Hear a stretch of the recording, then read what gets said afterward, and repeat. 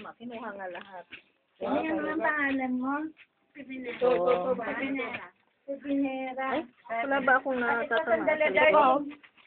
Ayun na. Hindi pa. Pwede ako mag-harvest o bawal? Patry nga. Hatakin lang. Gano'n. Sabi mo kung mali ha. Tapos twist, hindi naman. Hindi nakakat.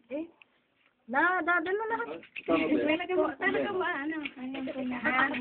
Mahawak ka. Eh baka masira. Harvest yun. Ganun lang? Naputol. Bawal, no? Dapat tatanggalin mo. Ako kukuha nun. Sige nga, teka.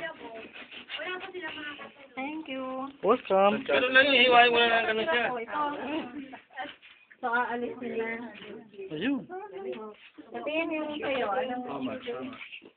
100 yun ang naiwan. Kung dapat 125 daw.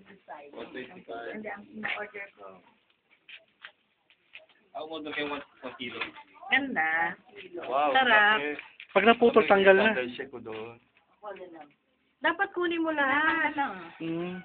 Ayun, no. Tinanggal na. Kaag na siya. Gawin mo ng 1 kilo. Ito yung naiwan ko.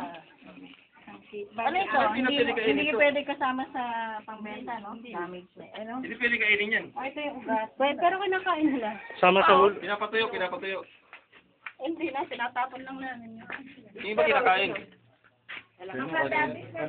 Ganda, ano. Kanina wala. Ang bilis ano nagkaroon kakad no?